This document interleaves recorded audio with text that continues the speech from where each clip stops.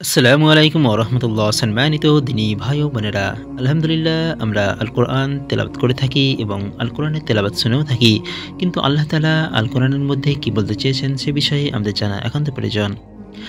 আজকে আমরা আয়াতুল কুরসির বাংলা তর্জমা করব ইনশাআল্লাহ।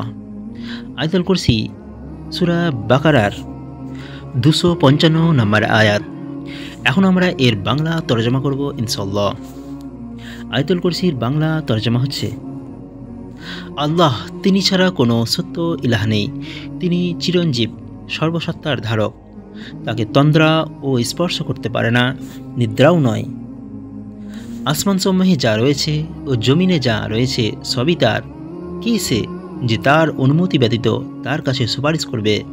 তার সামনে ও পেছনে যা কিছু আছে তা তিনি জানেন, আর যা তিনি ইচ্ছা করেন তাছাড়া তার জ্ঞানের কোনো কিছুই তারা পরিবেষ্টন করতে পারে না।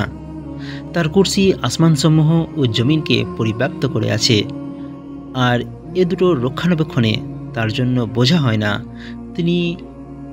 তিনি সুউচ্চ, সুমহান।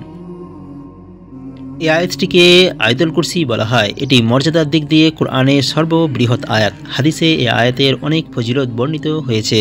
হাদিসে আছে, রাসূলুল্লাহ সাল্লাল্লাহু আলাইহি সাল্লাম উবাই ইবনে কাবকে জিজ্ঞাসা করেছিলেন, কোরআনের মধ্যে কোন আয়াতটি সবচেয়ে বড় ও গুরুত্বপূর্ণ? উবাই ইবনে কাব আরজ করলেন, তা হচ্ছে আয়াতুল কুরসি।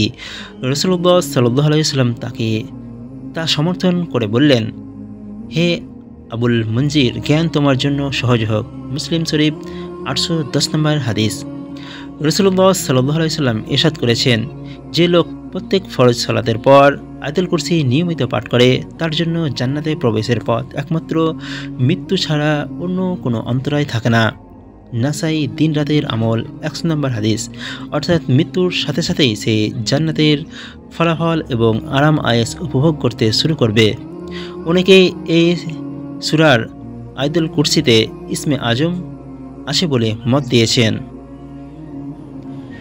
আয়াতুল কুরসির বিশেষ তাৎপর্য সম্পর্কে আমরা পরবর্তী ভিডিওতে আলোচনা করব ইনশাআল্লাহ। আজকের মতো এতটুকুই। আসসালামু আলাইকুম ওয়া রাহমাতুল্লাহি ওয়া বারাকাতুহু।